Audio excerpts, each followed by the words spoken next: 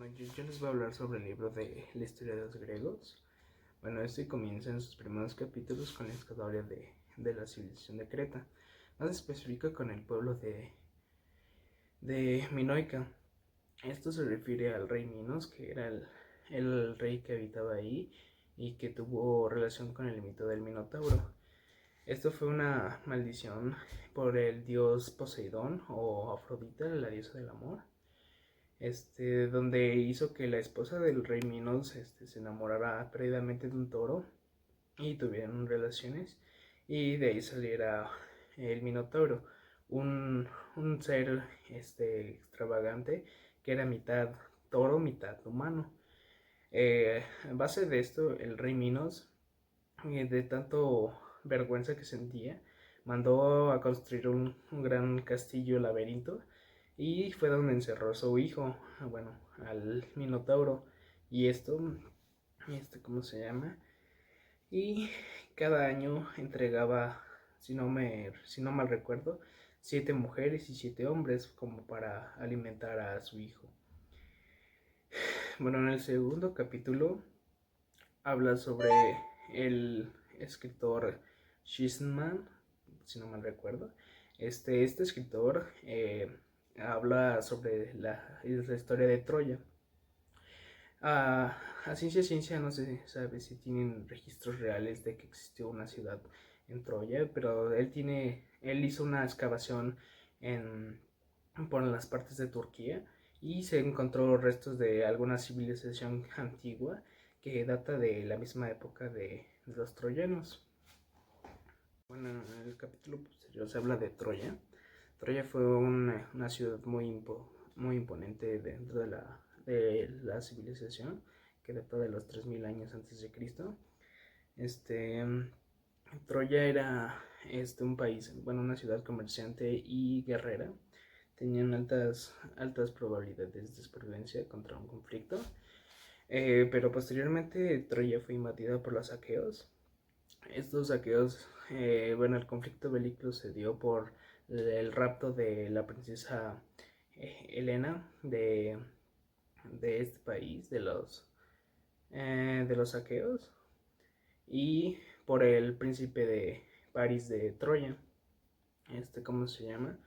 Estos aqueos tenían ya unas bases más sólidas, ya que usaban ropa distintiva de los demás, con una tela diferente.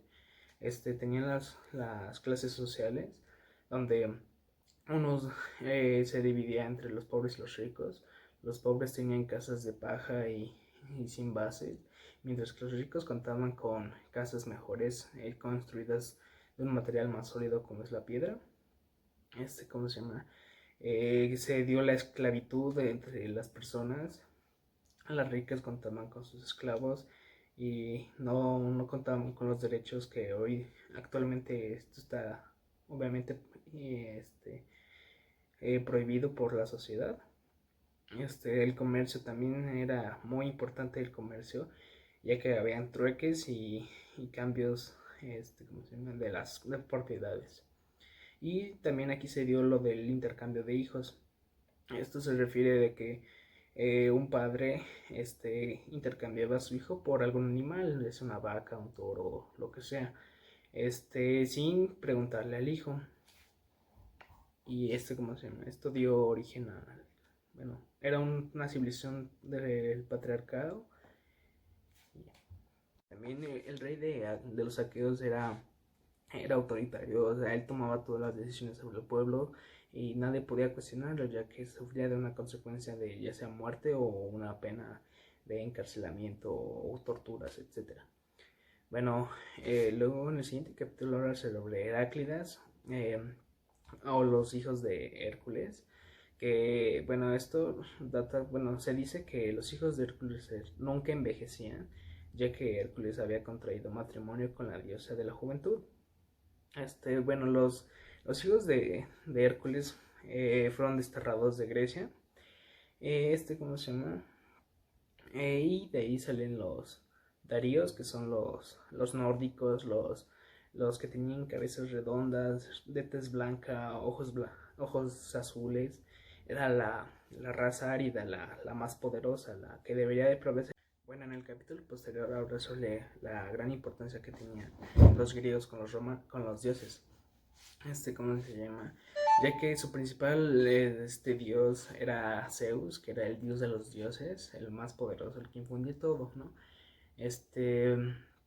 Aquí también se dio una gran distinción entre las clases sociales, ya que los dioses del cielo pertenecían a los dioses de los ricos y los dioses de la tierra pertenecían a los pobres.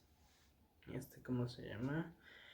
Bueno, el escritor Hesíodo habla sobre Homero. Homero fue uno de los artistas y poetas, escritores más famosos que se tiene como concepto, como la Ilíada o la Odisea. ¿Cómo se llama? También se dice que, bueno, el escritor de la historia de los griegos dice que puede que Homero nunca existió y que solo fueron historias, leyendas acerca de este sujeto. Bueno, habla sobre la teología, que fue su mayor obra, que fue de Homero. Y bueno, en el siguiente capítulo habla sobre Pitágoras. Pitágoras fue un matemático muy reconocido hasta el momento que se tiene, ya que él fundó las primeras escuelas en Grecia, que eran donde se daba el conocimiento a los estudiantes, a las personas que realmente lo querían. Y la educación era totalitaria, o sea que todos lo recibían. Bueno, posteriormente viene Tales de Mileto. Tales de Mileto fue uno de los científicos más importantes de esa época y también data de la teoría de los cuatro elementos, que fue uno de los principales. Que fue, él era naturalista, decía que todo fue creado por el agua, ¿cómo se llama? El agua era el origen de todo. También decía que Dios no tenía un inicio ni un fin. Habla sobre la teoría de un Dios todopoderoso, omnipotente. Y, y ya. Bueno, él empezó a hablar sobre que solo existía un Dios para él, que él empezó con lo del ser monoteísta. Bueno, siguiendo con la teoría de los cuatro elementos, seguiría Heráclito. Heráclito hablaba sobre que el fuego era el elemento principal, el elemento de la creación. Decía que nada existía sin su contrario. Por ejemplo, lo bueno, lo malo, el día, la noche. También decía que Dios no existía, que no podría haber una fuerza suprema que controlara toda la creación. También él era ermitaño, no salía con muchas personas, no convivía con muchas personas. Decía que todo viene del fuego y que todo iba a terminar por el fuego. Bueno, siguiendo la teoría de los cuatro elementos, seguiría Anaxímenes, que Anaxímenes era el del aire, y también decía que el aire era el elemento principal, el elemento de la creación. Y por último, Genofas, que habla sobre la tierra. Bueno, el que habla en concreto sobre los cuatro elementos es Empédocles, pero luego hablaremos de él. Bueno, luego el libro habla sobre Safa, que la mujer entra a una escuela, que es de las primeras veces donde la mujer interviene dentro de la sociedad, ya que como era un sistema patriarcado, la mujer no tenía mucha relevancia, solo se quedaba en casa a recibir órdenes de su marido. ¿Cómo se llama? Bueno, luego hablaremos sobre el pueblo más guerrero, el más imponente de la antigua Grecia. Hablaremos sobre los espartanos. Aquí viene la ley de Icurgo. También los espartanos eran una civilización altamente guerrera, ya que no permitían que no existiera nada más que la guerra, ya que si un bebé nacía con alguna deformidad o exceso de peso, era sacrificado o asesinado brutalmente. Como el celibato estaba prohibido, ¿cómo se llama? Se tenía mucha importancia, principalmente la guerra era lo que para ellos era lo más importante. Cualquier cosa, bueno, ellos conservaban la idea de que si no estabas en forma o no tenías un cuerpo escultural de deportista atlético, no serías para nada y eras sacrificado ante los ojos de los dioses. También, posteriormente, eh, el libro habla sobre la democracia que desde de la antigua Grecia se da. La democracia se da por una revolución en el sistema, del sistema feudal, ya que estaban hartos de que se aprovecharan del pueblo. Había desigualdades de salarios, y se toma por... Bueno, posteriormente en la democracia, Solón toma principalmente el gobierno. Él avalaba que, bueno, él decía que cumplir las leyes era lo más importante que un hombre podía llegar a ser, aspirar. ¿Cómo se llama? Empezó a ocurrir lo que es el celibato y él decía que la dictadura era algo malo, que era lo que corrompía a un buen gobernador, y por eso él decidió retirarse del gobierno para evitar este tipo de problemas. Bueno, Solón, que fue el gobernador de Atenas, puso en el mapa a Atenas, ya que lo hizo muy revolucionario, altamente comerciante, guerrero, artístico, tenía todo para llegar a estar como una potencia, digámoslo. Así, bueno, Pistrato tenía habilidades de dictador, o sea, él tenía la idea de la dictadura, pero no tomaba este concepto. Bueno, después aparece Demócrito, él empieza con la teoría de los átomos, de que que no hay nada más pequeño o divisible que el átomo. Y esto es cierto, pero actualmente tenemos un modelo atómico diferente al que tuvo Demócrito, pero se sigue pareciendo mucho al de Demócrito. ¿Cómo se llama? Y si quisieran que Atenas prosperara, tendrían que seguir con un sistema que regulara todo el comercio, todas las actividades que tenían los atenienses, y conservar esos ideales para evitar su perdición de la civilización. Bueno, posteriormente se da la guerra entre los pueblos de Lidia, bajo el mando del rey Creso y el imperio persa. Y el imperio persa declara la guerra a Atenas. Atenas se salvó de dos posibles conquistas, ya sea de los persas y de los europeos. ¿Cómo se llama? Fue un conflicto que se evitó gracias a la estrategia de los atenienses, pero también hubo muchas bajas dentro de los dos, dentro de los tres, de los tres pueblos.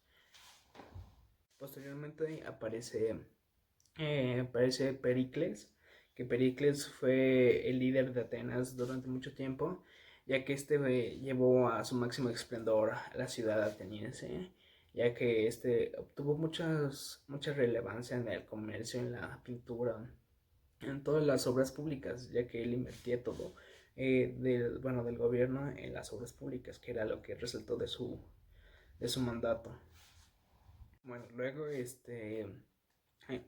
hubo una época donde las tierras no eran fértiles, no servían para la ganadería ni para la cosecha, y tomaron la decisión sabia de implementar la minería. Pero esto también trajo muchas desventajas, ya que se implementaron muchísimo la actividad de los esclavos, ya que se tomaron unas actividades industriales, los salarios a veces eran mínimos y no se les pagaba. Y los que se vieron más afectados fueron los esclavos, ya que estos contaban con todo el esfuerzo físico y no se les recompensaba con nada. Aquí fue donde se implementó por primera vez la moneda de plata como moneda oficial para intercambio de bienes. ¿cómo se llama? Y también se crearon los bancos, que se fueron resguardados en las iglesias. Y los mismos bancos empezaron con el cobro de intereses de los bienes hacia lo que pedían de préstamo. Bueno, también existieron otras civilizaciones que eran los metecos, que eran los pobladores de Atenas que no eran atenienses de sangre. Estos no tenían derechos ni obligaciones, ni principalmente los derechos, que eran los que más afectaban porque no tenían voz ni voto para participar en las decisiones que los beneficiaban o perjudicaban. No tenían ninguno de estos tipos. Eh, También estaban los libertatos, creo que se llaman así, que eran los que pagaban o cometían, sí, compraban su libertad y pasaban de esclavos a ser ciudadanos. Eh, y también existían otras clases sociales que eran Cetali, las Parnais o Pornais, que eran las prostitutas de Atenas o de toda la antigua Grecia, y Nike, que era la actividad de casarse con un solo marido y tener las obligaciones de una ama de casa, que actualmente no se da porque las mujeres empezaron a tomar más relevancia. Y ¿cómo se llama? Y sí, principalmente su función era quedarse en casa y criar a los hijos, y no podían rebelarse o no tenían más derechos que los de ahorita. También estos empiezan a ver más inspiración en la escultura y en la escritura. Las esculturas hacen grandes esculturas principalmente de los gobernadores o de una figura pública muy importante. Y las pinturas que se empiezan a dar en los muros y en cualquier otro lado. También se da una gran relevancia de los sofistas, ya que estos implementaban la dialéctica y la razón y la lógica, que esos fueron los principales bases de los debates y de la materia de investigación. ¿Cómo se llama? También ya se empieza a dar una lengua precisa, una lengua rígida con carácter. ¿Cómo se llama? Y también aparece Demócrito con su teoría de los átomos, y también decía que los sentidos eran engañosos, o sea que los sentidos no eran precisos, o pues, por eso se regían de la razón y de la lógica antes de los sentidos, porque un sentido puede ser engañado rápidamente, en cambio la razón y la lógica difícilmente es engañosa. Bueno, luego aquí viene, bueno, mira. Posteriormente aparece Sócrates, uno de los principales filósofos de la antigua Grecia más reconocidas en estos tiempos. Él implementaba la mayéutica, que era una técnica de hacer preguntas, y de ahí viene su más célebre frase de yo solo sé que no sé nada, ya que él solo se preguntaba todo, y a los que veía más ignorantes, por decirlo así, eran a los que más le preguntaban. Él se trataba de mucho conocimiento, y por eso a muchas personas les caía mal, ya que era algo imprudente y algo imprudente, sí. ¿Cómo se llama? En Atenas apenas solo se enseñaba la geometría, que era una de las ciencias más utilizadas en ese tiempo. Eh, ¿Cómo se llama? Y ya. Bueno, luego viene Anaxágoras, que fue los que empezaron a empezar a calcular el tiempo mediante la astronomía, que era algo más preciso. ¿Cómo se llama? Habla de Dios acerca de su creación, o de su existencia. Posteriormente vienen algo muy importante para los griegos, que eran los Juegos Olímpicos, que actualmente también se celebran en cada país, pero antes era solo específicamente en Atenas, en Grecia. ¿Cómo se llama? Su inicio se data del 776 a.C. y había varias competiciones, que era el salto, el lanzamiento de jabalina, la carrera y la lucha, que es la grecorromana. y ya. Luego, Sirausson fue el primer teatro que se tiene en registro, se data del siglo VI antes de Cristo.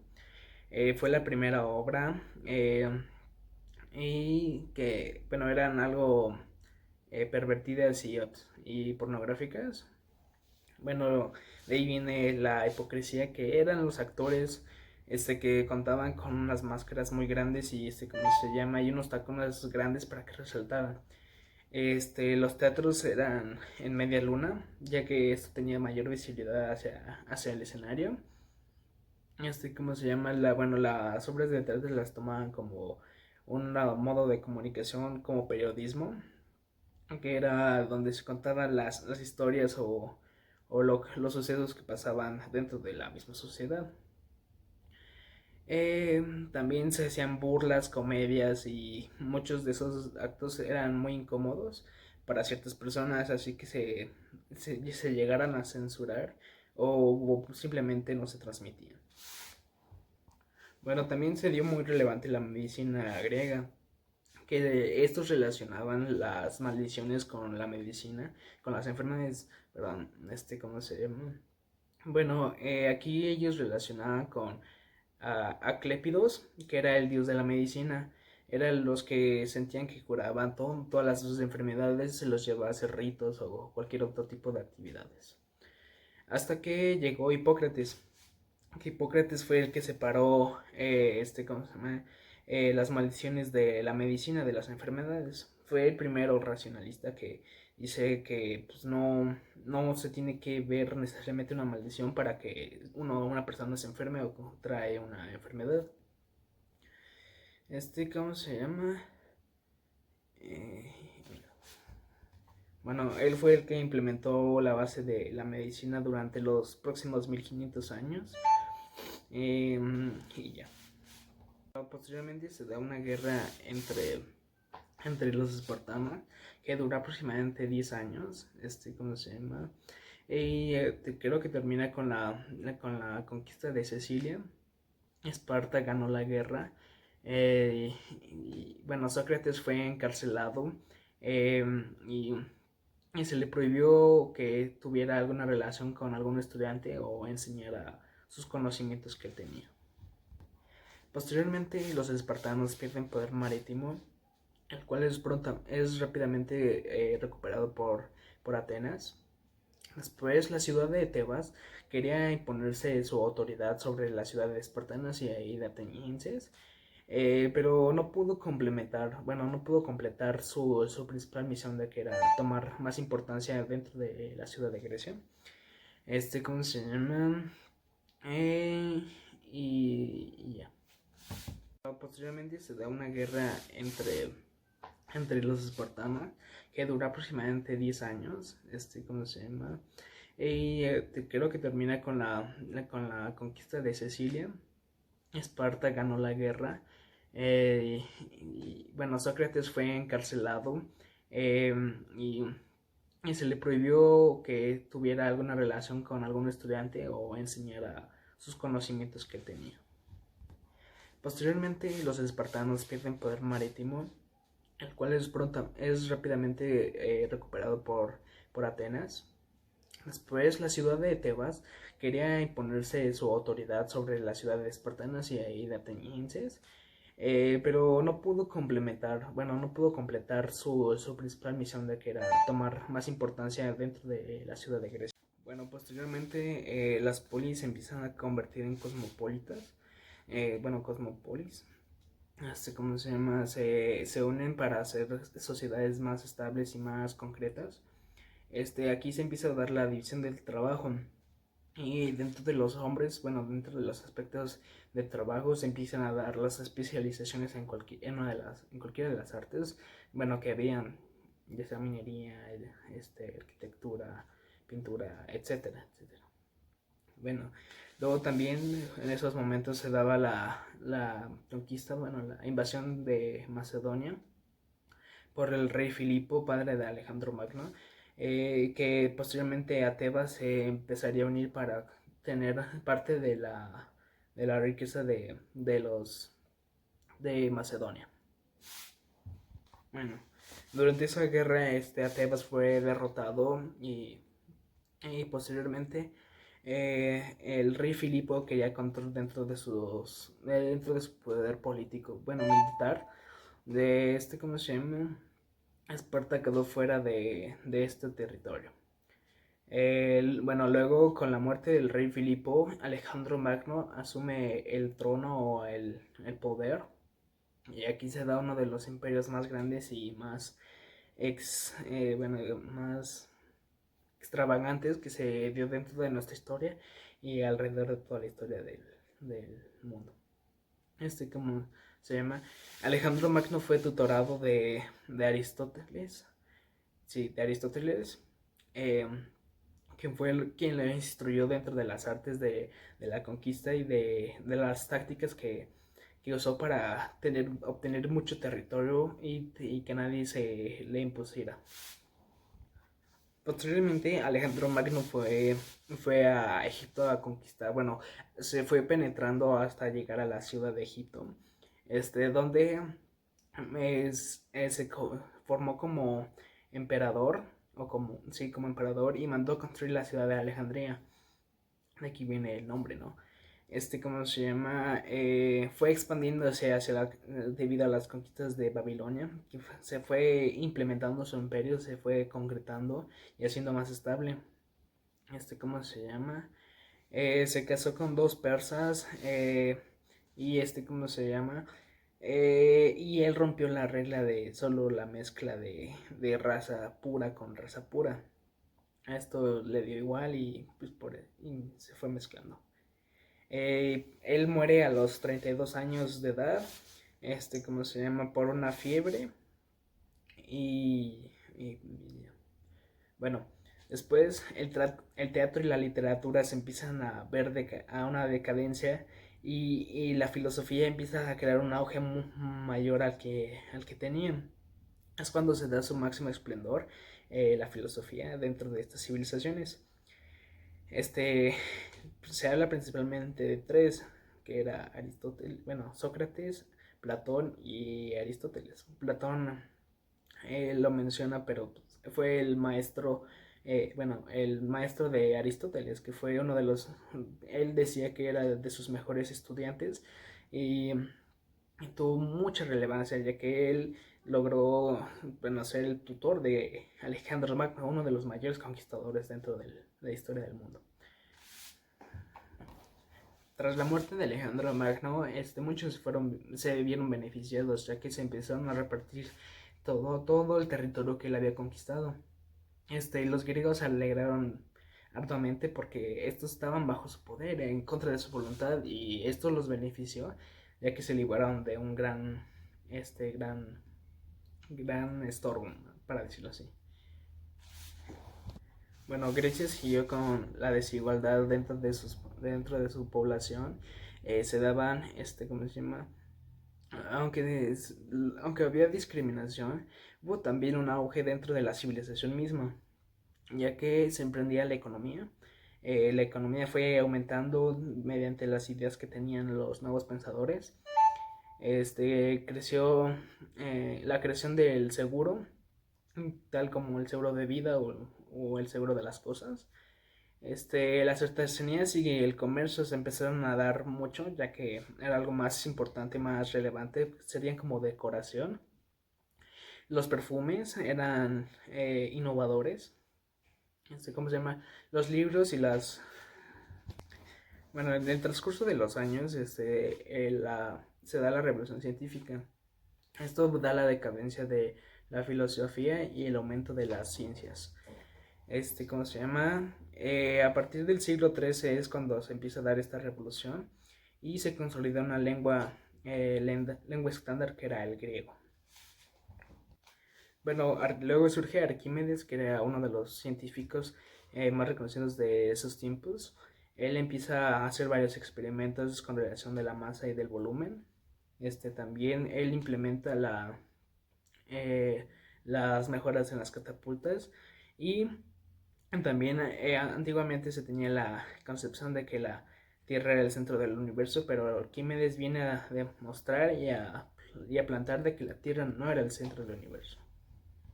Bueno, él también descubre, bueno, se implementa el calendario que tenemos. Bueno, a partir de estos descubrimientos se empieza a dar la calendarización que actualmente tenemos. También se da la medición del tiempo y la astronomía con más exactitud y precisión. También se empieza a hacer las investigaciones del cuerpo, haciendo separaciones dentro de los sistemas nerviosos y pues, esos. También se da la medición de la fiebre mediante el pulso y ¿cómo se llama? Y aquí es donde se da la Guerra Santa. Con esta guerra, Roma arrasa con todos los pueblos dentro de esta Guerra Santa y Grecia y Macedonia se unen al Imperio Romano, que fue el imperio que perduró durante los siguientes años. El Imperio Romano fue el que más implementó nuevas, adquirió toda la concepción del conocimiento que tenían los griegos y lo tomaron los romanos. Esto hizo una mezcla de culturas, nomás que eran parecidas a los griegos. Y por último, aquí se da algo muy importante en la antigua Grecia, que es el derecho, que tuvo una serie de pasos muy importantes para ese tiempo. Primero se presentaba un tributo al dios Zeus, que era su principal dios. Luego el gobernador o presidente tomaba la iniciativa de ley. Posteriormente, ¿cómo se llama? El pueblo tenía más relevancia ya que ya era un gobierno democrático y se tomaba con aplausos o aclamaciones como un de acuerdo o como que estaban de acuerdo. También, ¿cómo se llama? El que tenía la idea, el que la había propuesto, si era denegada, sufría algún castigo, ya sea muerte o algún otro castigo. Bueno, el derecho de aquí de la antigua Grecia debería ser altamente respetado, ya que si no se sufrían consecuencias. Se sufrían consecuencias si debían, cada gobernante o cada participante tenía que hacer un examen psicotécnico, que era el que medía el nivel de inteligencia que tenía el que proponía las ideas o los mismos gobernadores. Bueno, también existió la figura de un basileo, que era prácticamente un papa o una figura religiosa muy importante, ya que estos ayudaban a la toma de decisiones. Así, y también existía un estatus autócrata, que era el poder militar, como un tipo sargento que era el que tomaba las decisiones más fuertes, era el que ayudaba a que el pueblo se sostuviera. Y ¿cómo se llama? Y ya. Ah, bueno, también habla sobre la guerra de Peloponeso con Esparta.